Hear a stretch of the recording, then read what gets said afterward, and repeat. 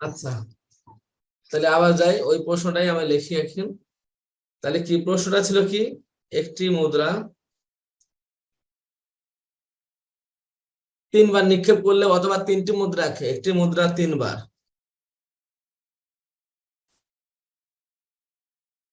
নিক্ষেপ করলে, একটি মুদ্রা 3 বার নিক্ষেপ করলে বা 3টি মুদ্রা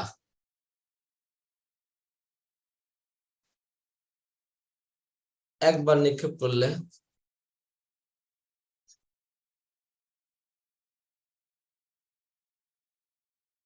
একটি মুদ্রা 3 বার নিক্ষেপ করলে বা 3টি মুদ্রা একবার নিক্ষেপ করলে প্রবাবিলিটি,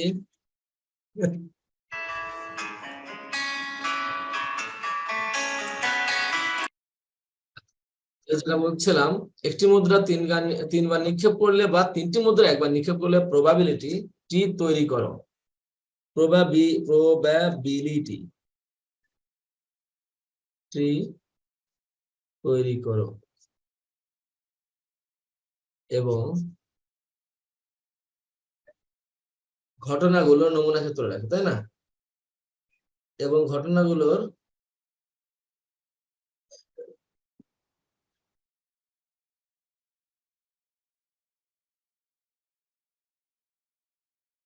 তৈরি করে এবং নমুনা ক্ষেত্রে রাখে, ঘটনাগুলো নমুনা ক্ষেত্রে রাখে।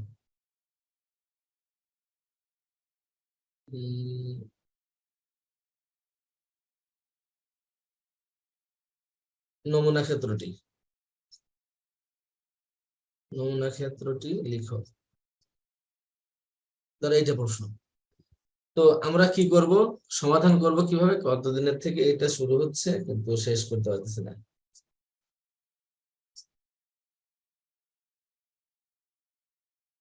তো নমুনা ক্ষেত্র তাহলে করবো যে, মনে করি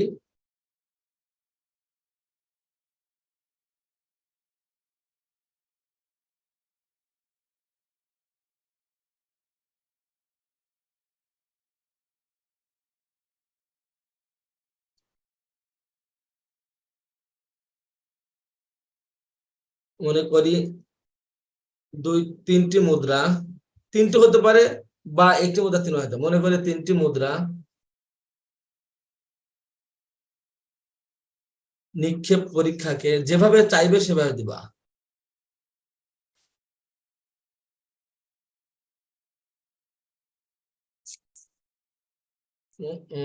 তিনটি মুদ্রা নিক্ষেপ পরীক্ষাকে, এখানে মনে করি না, এখানে মনে করি দেব না। 3টি মুদ্রা নিক্ষেপ পরীক্ষাকে, পরীক্ষাকে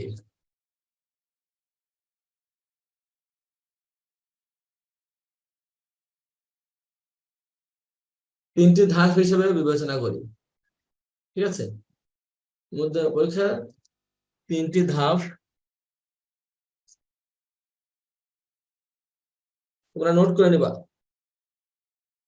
হিসেবে বিবেচনা করি, বিবেচনা করি। প্রতিটি ধাপে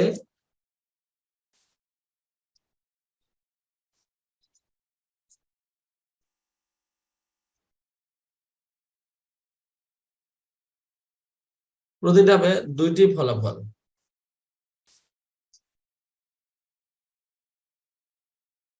এইচ অথবা টি আসতে পারে।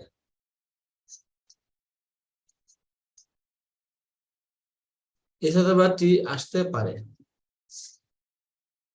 এখানে প্রথমে লিখে দাও, প্রথমে 3টি মুদ্রা নিক্ষেপ পরীক্ষাকে 3টি ধাপ হিসেবে বিবেচনা করি, প্রতিটি ধাপে 2টি ফলাফল এইচ অথবা টি আসতে পারে। আচ্ছা, মোট ফলাফলকে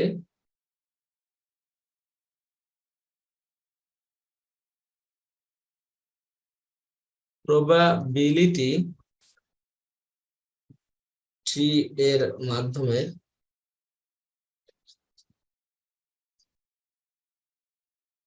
সাহায্যে নিচে দেখানো হলো।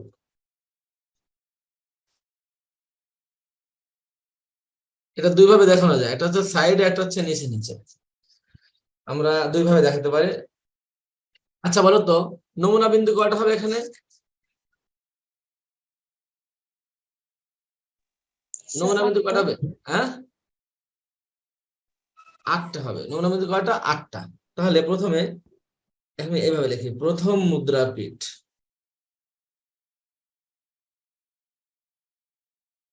প্রথম মুদ্রার পিঠ। এখান থেকে কি বেরোবে বলতো? দুটা জিনিস বেরোবে, একটা বের হবে হচ্ছে এইচ, একটা হচ্ছে টি, ঠিক না? একটা এইচ বের হবে, একটা টি বের হবে, এইটা। তারপর হচ্ছে দ্বিতীয় মুদ্রার পিঠ,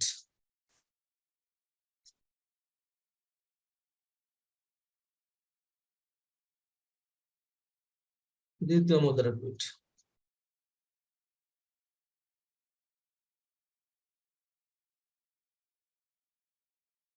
এখান থেকে কি বেরোবে বলতো? এখান থেকেও একটা এইচ বের হবে, একটা টি বের হবে, একটা এইচ, এখান থেকে একটা টি বের হবে। ওখানে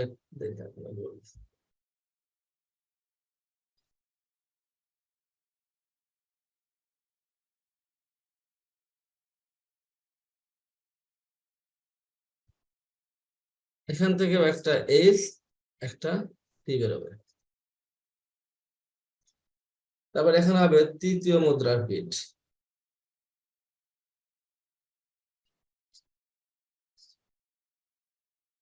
এটা হবে তৃতীয় মুদ্রার পিঠ।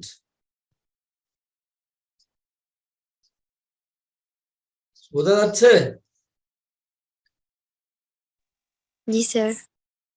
তৃতীয় মুদ্রার পিঠ, এখানে হবে তৃতীয় মুদ্রার পিঠ।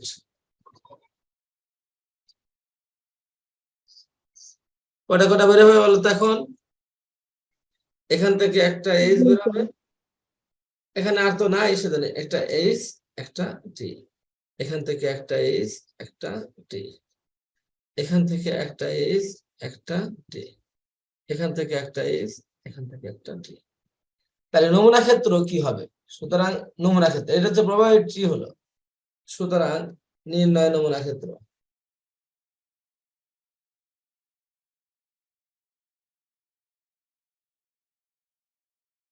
তুমি ইচ্ছা করলে পরে নমুনা ক্ষেত্রটা এইভাবে লিখে দিতে পারো এখানে, যেমন এই নমুনা ক্ষেত্র কি হবে? এইটা এইচ এইচ এইচ, এইখানে যা ট্রিপল এইচ হবে, এটা বলতে পারো। তাহলে এখানে কি হবে? এখানে হবে H H T, H H T. তাহলে এখানে কি হয় বলতো? এইখান থেকে আসবে এইচ টি এইচ, ঠিক কিনা? তাহলে এখানে কি হবে? এইচ টি টি, এখানে এইচ টি টি। তাহলে এইটা কি হবে? টি এইচ এইচ, এখানে এটা এটা লিখি, টি এইচ এইচ। এখানে কি হবে বলতো? টিএইচটি।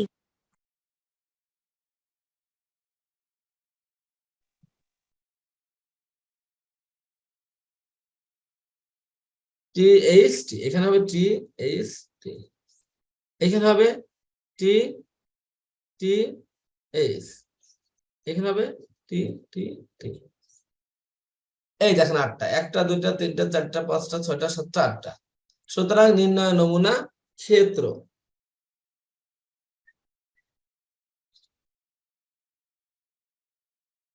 সুতরাং নির্ণয় নমুনা ক্ষেত্র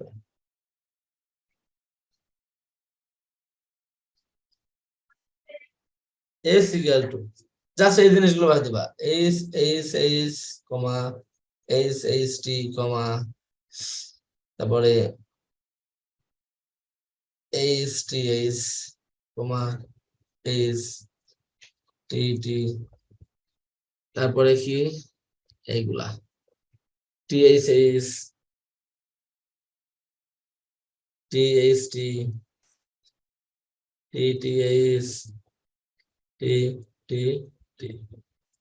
এই হচ্ছে তোমার নমুনা ক্ষেত্র তৈরি হয়ে গেল। আশা করি বুঝতে পেরেছো। দেখো এই যে নমুনা ক্ষেত্রটা, কথা ক্লিয়ার? এখন প্রশ্ন হচ্ছে যে যদি 4টে মুদ্রা বলে তাহলে তো এখানে তো 16টা হয়ে যাবে, তাই না? তাহলে এইখানে আটবে না বা লিখতে সমস্যা হবে। এইভাবে লিখলে এইভাবেও করতে পারি। আমি আরেকটা নিয়ম বলে দিচ্ছি, আরেকটা ভাবে করা যায়। প্রথম মুদ্রা পিঠ, দ্বিতীয় মুদ্রা পিঠ এভাবে না বলে আমরা আরেকটা ভাবে করতে পারি। সেটা হচ্ছে যে পাশাপাশি দিতে পারি। তাহলে এটা হচ্ছে নমুনা ক্ষেত্র হয়ে গেল। প্রোভাইডেড তৈরি করলাম এবং নমুনা ক্ষেত্র তৈরি করে ফেললাম। কথা ক্লিয়ার? তাহলে মডেলটা এইভাবে লিখতে হবে। প্রথমে 3টি মুদ্রা নিক্ষেপ পরীক্ষাকে 3টি ধাপ হিসেবে বিবেচনা করি। আচ্ছা যদি বলতে একটি মুদ্রা 3বার, তাহলে লিখতাম একটি মুদ্রা 3বার নিক্ষেপ পরীক্ষাকে 3টি ধাপ হিসেবে বিবেচনা করি। যদি 3টি মুদ্রা একবার বলে তাহলে এইভাবে লিখবো। আর যদি একটি মুদ্রা, তাহলে বলবো একটি মুদ্রা 3বার নিক্ষেপ করি পরীক্ষাকে। আচ্ছা, তারপরে এইভাবে দিলাম। আর একটা ওই এখন কথা হচ্ছে এই চিত্রটা কিন্তু খুব ভালো হয় নাই। দেখো ভালো হয়েছে কি, একটু আঁকা বাঁকা কেমন না? এটাকে সুন্দর করার রাস্তা আছে। কিভাবে রাস্তা আছে জানো? এটাকে সুন্দর করব এরকম ভাবে। যদি নিচ থেকেই দেই তাহলে করবো কি, যেহেতু 8টা আসবে 3টা দিয়ে, তাহলে একটা এজ দেব,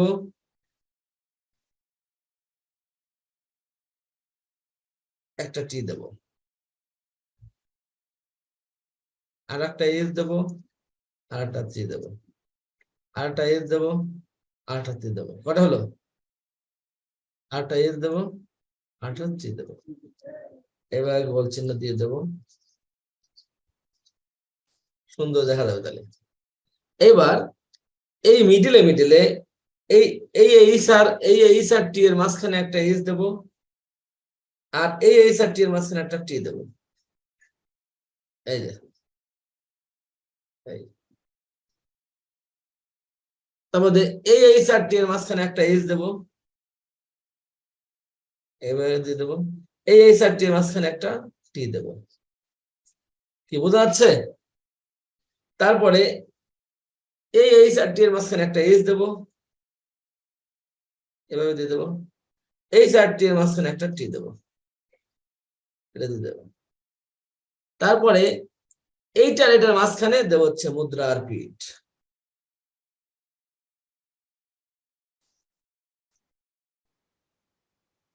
তাহলে দেখো চিত্রটা সুন্দর লাগবে দেখতে। এটা মুদ্রার পিঠ, ঠিক আছে? এটা কোন মুদ্রার পিঠ? প্রথম মুদ্রার পিঠ। তারপরে এটা কি? দ্বিতীয় মুদ্রার পিঠ। এটা দ্বিতীয় মুদ্রার পিঠ, এটাও দ্বিতীয় মুদ্রা, এটাও দ্বিতীয় মুদ্রা, এটাও দ্বিতীয় মুদ্রা। এটা তৃতীয় মুদ্রা, তৃতীয় মুদ্রা, তৃতীয় মুদ্রা, তৃতীয় মুদ্রা। এটা তৃতীয় মুদ্রা, তৃতীয় মুদ্রা, তৃতীয় মুদ্রা, তৃতীয় মুদ্রার পিঠ। এই দেখো প্রথম মুদ্রার পিঠ, এটা হচ্ছে প্রথম মুদ্রার পিঠ। প্রথম মুদ্রার পিঠ হচ্ছে এইচ টি আসলো, তারপরে এই এইচ থেকে দ্বিতীয় মুদ্রার পিঠে আসলো এইচ টি, আবার দ্বিতীয় মুদ্রা এখানে টি, এইচ টি। আর তৃতীয় মুদ্রার পিঠে যায় যখন এইচ থেকে আসলো এইচ টি, আবার টি থেকে এইচ টি, এইচ থেকে এইচ টি, আবার টি থেকে এইচ টি। বুঝতে পেরেছো? এটা তো গেল এক। স্যার এই দ্বিতীয় মুদ্রার পিঠ এটা কি স্যার পুরা লিখে দেব? ওই দ্বিতীয় মুদ্রার পিঠ, হ্যাঁ এভাবে লিখবা, বাংলায় লিখে দিও, সমস্যা নেই। প্রত্যেকটাতেই লিখতে হবে স্যার? লিখলে ভালো হয়, আর নাহলে বইয়ের মতো করে দিবা।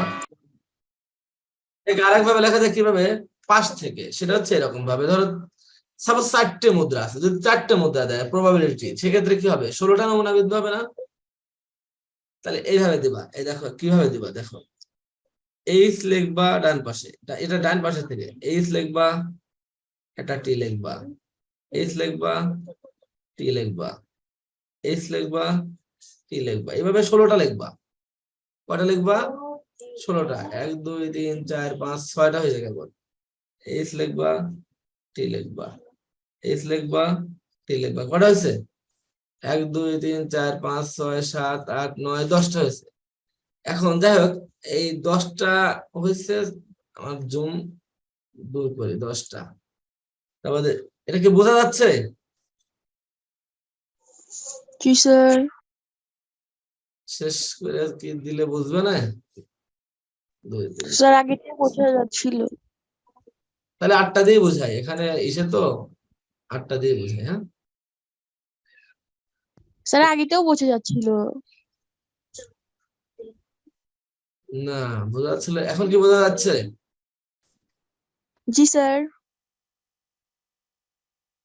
বোঝা যাচ্ছে? জি স্যার। এরকম কয়টা দিছে তো? মোট 16টা হয়েছে, তাই না? এভাবে এখন এই যে এই চারটি এর মাঝখানে দেব হচ্ছে একটা ইস, এখানে দেবো একটা ইস, আর এটা দিয়ে এখানে এইভাবে দিয়ে দিবা। তারপরে এই চারটি এর মাঝখানে দেবে একটা টি, মানে একটা ইস একটা টি, তারপরে এই দুটো এইভাবে দিয়ে দিবা। তারপরে এই সেটটার মাঝখানে কি দিবা বলো তো? একটা এইস। তারপরে বলো তো এই চারটি এর মাঝখানে কি দিবা? একটা টি। তারপরে এখানে আবার একটা ইস, এখানে আবার একটা টি, এইখানে একটা ইস, এইখানে একটা টি। কি হয়ে গেল? এইবার এই চারটি এর মাঝখানে দিবে একটা এইস, এভাবে দিবা। তারপর এই মাঝখানে একটা টি, এইখানে তাহলে আর একটা ইস,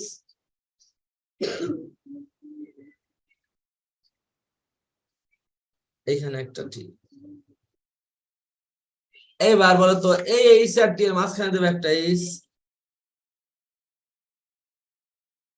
এইখানে মাঝখানে দেবে একটা টি, আর এইখানে একটা গোল দিবা, সেই গোল থেকে কেটে যাবে। এটা তোমার হচ্ছে প্রথম মুদ্রা, প্রথম মুদ্রার পিঠ এটা। তারপরে কি বোঝা যাচ্ছে না? তুমি জি স্যার। আচ্ছা তুমি লিখতে পারো মুদ্রার পিঠ, এখানে কিছু প্রথম মুদ্রা না লিখে লিখতে পারো মুদ্রার পিঠ। মুদ্রার পিঠ, তাহলে প্রথম মুদ্রার পিঠ এখানে লিখতে হবে প্রথম, এটা প্রথম, এটা দ্বিতীয়, দ্বিতীয়, দ্বিতীয়, দ্বিতীয়। তার মানে এই যে মুদ্রার পিঠ না, এটা মুদ্রার পিঠ, এটা প্রথমটা প্রথম মুদ্রার পিঠ, প্রথম মুদ্রা, দ্বিতীয় মুদ্রা দিয়ে দ্বিতীয়। এখন খালি এগুলোতে তৃতীয় লেখো, তৃতীয়, তৃতীয়, তৃতীয়। শুধু প্রথম লিখলেই হবে? হ্যাঁ এভাবে লিখলেও কোনো সমস্যা নাই, এটা বুঝে যাবে, সমস্যা নাই। তারপর এখানে লিখবো চতুর্থ, চতুর্থ, চতুর্থ। ও সরি কি দিলাম আমি? ঠিকই তো, চতুর্থ মুদ্রা পেয়েছো, চারটি মুদ্রাই তো। চতুর্থ, চতুর্থ, চতুর্থ, চতুর্থ, এভাবে দিবা।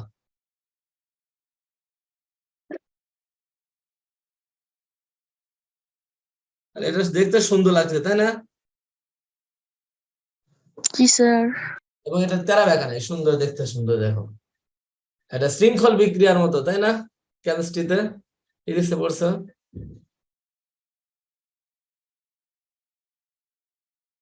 আচ্ছা আশা করি বুঝতে পেরেছো এখন প্রবাবিলিটি অঙ্কন করা, তাই না? এখন এই প্রবাবিলিটি এখানে নমুনা ক্ষেত্র কত হয় বলো তো? তাহলে H H H H H H এই T, H H H T, তাহলে H H H T H, তারপরে এইচ এইচ টি টি, তারপরে H T H H H T H T, তারপরে H T T H H T T T, তারপরে H T দিয়ে শেষে এবার T H H H T H H T, এটা দিয়ে শেষ। এখন এটাতে আসতে হবে T H T H T H T T, তারপর দেখেন এদিকে T T H H T T H T T T T H T T T T. Clear?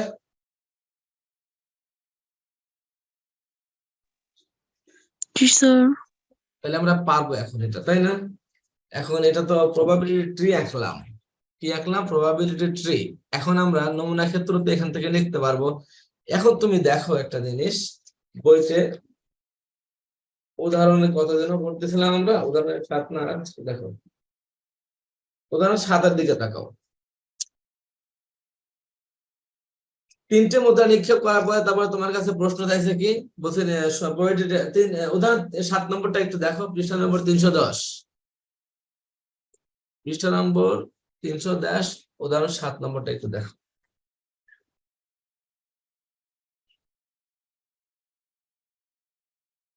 দেখেছো?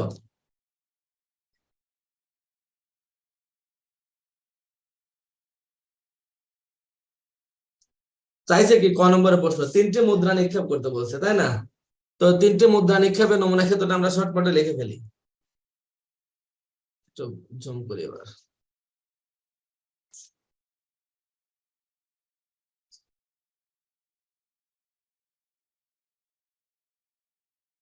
তিনটে মুদ্রা নিক্ষেপ করলে প্রবাবিলিটিটা আমরা লিখে ফেলি। এস ইকুয়াল টু কি হবে বলতো? এইচ, তারপর কি হবে বলতো? H T H T H H হবে ওটা কোনটা হবে? স্যার 3 নাম্বার কিন্তু ওটা কি হবে? এইচ এইচ, তারপরটা এইচ টি, তারপরটা হবে টি এইচ টি, তারপর টি এইচ টি। এই হলো তোমার নমুনা ক্ষেত্র। এখন তোমার কাছে চাইছে কি ক নম্বরে, খেয়াল করে দেখো। কেবল একটা টেল আসার সম্ভাবনা। এখন কেবল একটা টেল অর্থ কি বলো? এই কথাটা লিখতে হবে, লিখে নাও। কেবল একটা টেল অর্থ, এই কথা লিখতে হবে। কেবল একটা টেলের অর্থ কি? কেবল একটা টেল অর্থ হলো শুধুমাত্র একটা টেল। শুধুমাত্র একটা টেল। ক্লিয়ার? কেবলমাত্র একটা টেল মানে কি? শুধুমাত্র একটা টেল, বেশিও না কমও না। ক্লিয়ার? কি বললাম? কেবল একটা টেল অর্থ কি? কেবল শব্দের অর্থ শুধুমাত্র একটা টেল। শুধুমাত্র একটা টিক কয়টা ঘটনার মধ্যে আছে দেখো তো। এখানে একটা আছে ঘটনা, এই দেখো এখানে একটা আছে, এখানেও একটা টেল, এখানে একটা টেল, আর নাই। কয়টা? 3টে স্যার। কয়টা? 3টা। 3টা। তাহলে কেবল একটা টেল হবে, এর পক্ষের অনুকূল ফলাফল কত? 3। আর মোট ফলাফল 8। সুতরাং ওইভাবে ল্যাঙ্গুয়েজটা লিখবা। নমুনা ক্ষেত্রে বলবো যে এখানে কেবল একটা টেল, এর পক্ষের অনুকূল ফলাফল গুলো হলো এইচ টি অর্থাৎ 3টি, আর মোট ফলাফল 8টি। সুতরাং কেবল একটা টেল পাওয়ার সম্ভাবনা সমান 1/8। এটাই অ্যান্সার। কথাগুলো লিখলাম না, শুধু বললাম মুখ দিয়ে। কথা ক্লিয়ার?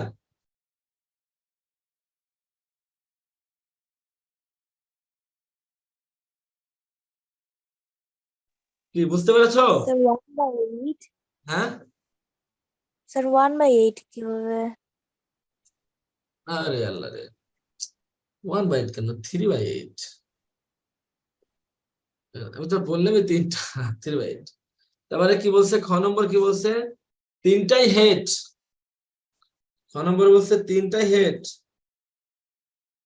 3টাই হেড আসার সম্ভাবনা কত হবে? 3টা হেডের পক্ষের অনুকূল ফলাফল কয়টা?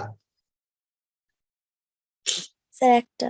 এই যে এইটা, 3টাই হেড হচ্ছে এটা। তাহলে 1/8, মোট ফলাফল তো 8। তারপরে কি বলছে?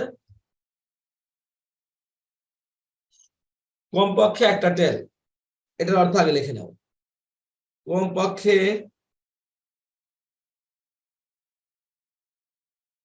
একটা টেল পাওয়ার সম্ভাবনা। পাওয়ার একটা টেল, আচ্ছা টেল পাওয়ার না, কমপক্ষে একটা টেল এর অর্থ হলো, একটা টেল এর অর্থ হলো সর্বনিম্ন একটি টেল। কমপক্ষে মানে কি সর্বনিম্ন একটি টেল এবং সর্বোচ্চ সবগুলো টেল এবং সর্বোচ্চ অনেকগুলা হতে পারে, ঠিক আছে।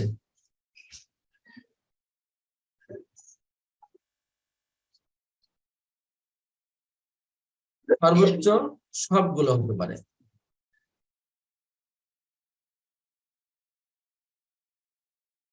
টেল যত আছে, কমপক্ষে একটা টেল মানে হচ্ছে সর্বনিম্ন একটা টেল এবং সর্বোচ্চ অনেকগুলো টেল হতে পারে। তাহলে দেখো তো এইখানে কমপক্ষে একটা টেল আছে কোথায়,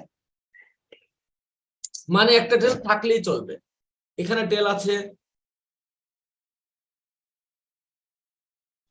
দেখো প্রথমটাতে কোনো টেল নাই, তাহলে এই পক্ষের অনুকূল ফলাফলের ভিতরে এটা পড়ে না। তাহলে এটা পড়ে কিনা, এই টি একটা, সেখানে টি একটা, এখানে দুইটা, তাহলে কমপক্ষে একটা টেলের মধ্যে এটা পড়ে কিনা, জি স্যার। এটার মধ্যে পড়ে, এটাও পড়ে কমপক্ষে একটা টেলের মধ্যে, কারণ দুইটা আছে, এটাও পড়ে, এটা তিনটা টেল আছে, কমপক্ষে একটা টেল তো আছে। জি স্যার। তাহলে এই কথাটা খুবই গুরুত্বপূর্ণ। কমপক্ষে একটা টেলের অর্থ হলো সর্বনিম্ন একটি টেল এবং সর্বোচ্চ সবগুলো টেল হতে পারে। এই কথাগুলো লিখে নাও, লিখে নালে পরে কিন্তু হবে না, পরে শেষে তুমি ভুলে যাবা। তুমি আসবে এইগুলাই, হয়তো একটি টেলের কথা এখানে বলা হয়েছে, টেল না হয় তুমি, তোমাকে হয়তো বললো যে একটি কমপক্ষে একটি মৌলিক সংখ্যা সর্বোচ্চ এরকম, অথবা একটি টেল না বলে হেড বললো, একই জিনিস তো কথা।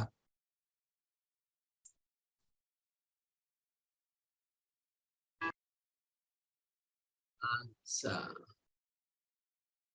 তাহলে এখন এটা তো আমরা পেরে গেলাম উদাহরণ, আমরা সাথে এখানে যে উদাহরণ দিয়ে দিচ্ছে। তারপর দেখো উদাহরণ 8, দেখো উদাহরণ 8, উদাহরণ 8 এর প্রশ্ন। উদাহরণ 8 কি বলেছে, একটি নিরপেক্ষ ছক্কা ও একটি মুদ্রা একবার নিক্ষেপ করা হলো। আগে ছক্কা বলেছে না আগে মুদ্রা বলেছে?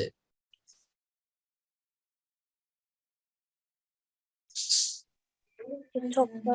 একটি নিরপেক্ষ ছক্কা ও একটি মুদ্রা একবার নিক্ষেপ করা হলো। বলো তো নমুনা বিন্দু কয়টা হবে?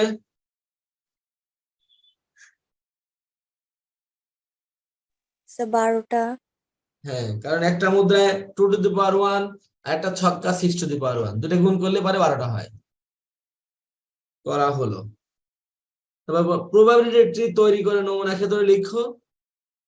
প্রশ্ন হচ্ছে প্রবাবিলিটি ট্রি তৈরি করে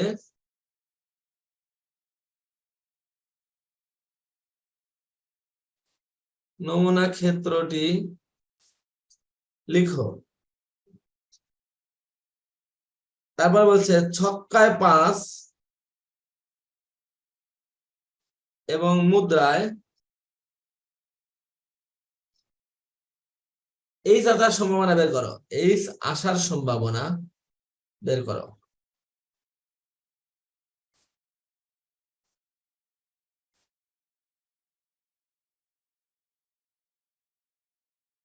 ঠিক আছে, এবার আসো প্রথমে একটি ছক্কা একটি মুদ্রা, বলো তো এখানে কয়টা ধাপ হবে?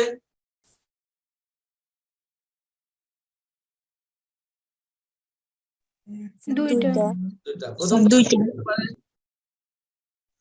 তাহলে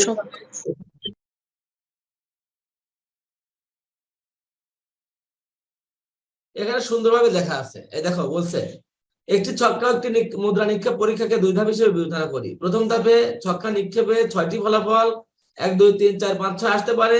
দ্বিতীয় ধাপে মুদ্রা নিক্ষেপে 2টি ফলাফল এইচ অথবা টি আসতে পারে। তাই পরীক্ষার মোট ফলাফলকে প্রবাবিলিটি এর সাহায্যে নিচে নিম্নভাবে দেখানো যায়। তাহলে বলো প্রথমে কি ছক্কা, তারপরে কি মুদ্রা।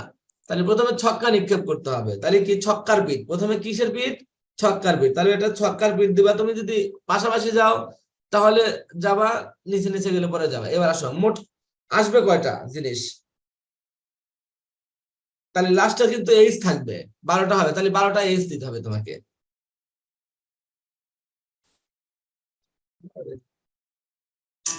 কি জ্বালা আসবে।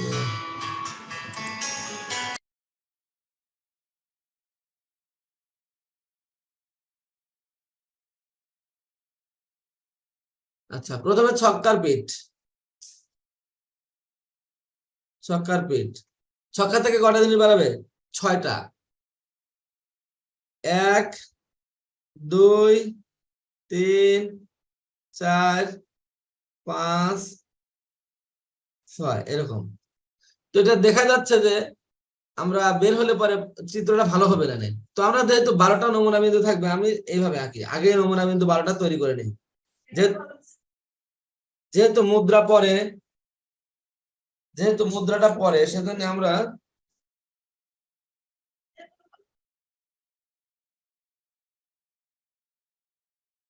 কোথায়, যেহেতু মুদ্রা পরে সেজন্য আমরা মুদ্রা 12টা আগে লিখে নিই এইভাবে, H T H T H টি, কটা হচ্ছে 1 2 3 4 5 6, H T H T H টি লিখলাম। এইবার এইগুলোর সাথে গোল দিয়ে দিলাম।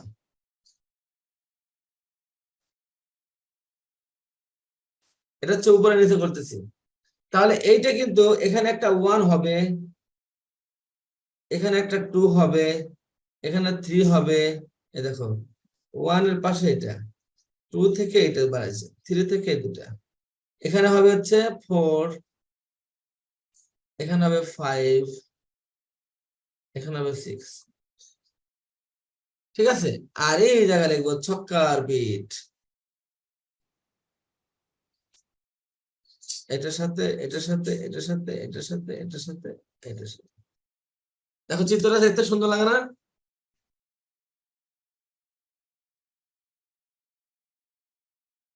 জি স্যার। আচ্ছা, জি এগুলো স্যার। হচ্ছে এগুলো হচ্ছে মুদ্রাবিদ সব। এটা একটা সিস্টেম। আরেকটা সিস্টেম করা যায়, তুমি ইচ্ছা করলে পরে এভাবে করতে পারো। ছক্কাটা মিডলে দিয়ে দিলাম, ছক্কার বিট তুমি বের করে ফেললা। সাপোজ তুমি বের করলা একটা হাত, দুইটা হাত, তিনটা হাত, চারটা হাত, পাঁচটা হাত, ছয়টা হাত। এখানে ধরো তুমি দিলা 1 2 3 4 5 6। এখন এখান থেকে তুমি দুইটা বের করলা, একটা ইস একটা টি। এখান থেকে দুইটা বের করলা, একটা ইস একটা টি। এখান থেকে দুইটা, একটা ইস একটা টি। এখান থেকে দুইটা, একটা ইস একটা টি। কি বোঝা গেছে তো? তুমি এভাবে করে দিতে পারো, এখান থেকে একটা ইস একটা টি। কথা ক্লিয়ার? জি স্যার। এবার শোনো আমার মধ্যে কি হচ্ছে, 1 is 1 t, 2 is 2t, 3 is 3t, 4 is 4t। তাই নমুনা ক্ষেত্র তো সহজই, তাই না? তাই নমুনা ক্ষেত্রে s equal to আমার কি 1 is 1t, 2 is 2t, 3 is 3t, 4 is 4t, 5 is 5t, 6 is 6t। বাস নমুনা ক্ষেত্র হয়ে গেল। আর চাইছে কি, ছক্কায় কত 5 আর মুদ্রায় কত এইচ, তাই পাইছে না প্রশ্নটায়? দেখো তো, এই যে ছক্কায় 5 এবং মুদ্রায় এইচ আসার সময় দেখো তো, ছক্কায় 5 আর মুদ্রায় এইচ কয়টা ফলাফল আছে? অনলি 1। ঠিক কিনা? কয়টা আছে? একটি। তাহলে মোট ফলাফল কয়টা? 12টা। সুতরাং প্রবাবিলিটি অফ 5h, অর্থাৎ শর্টকাটে লিখলাম ছক্কায় 5 এবং মুদ্রায় এইচ পাওয়ার সম্ভাবনা সমান ইকুয়াল টু সমান 1/12। এটা आंसर। কি ক্লিয়ার?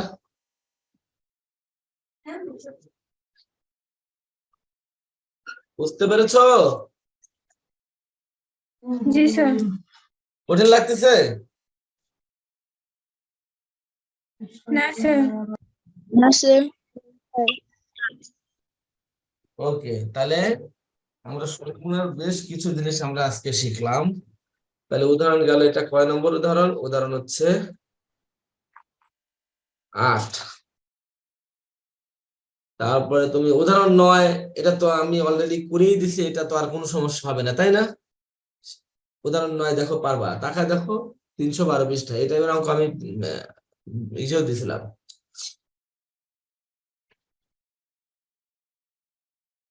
উদাহরণ 9 পারবা না? জি স্যার। আচ্ছা, ঠিক আছে। এরপরে আমরা অনুশীলনীতে বা অন্যদিকে চলে যাবো। সামনের দিন ইনশাল্লাহ আমরা অনুশীলনীতে চলে যাবো। এখন অনুশীলন অনেক কিছু আমরা পেরেও যাব।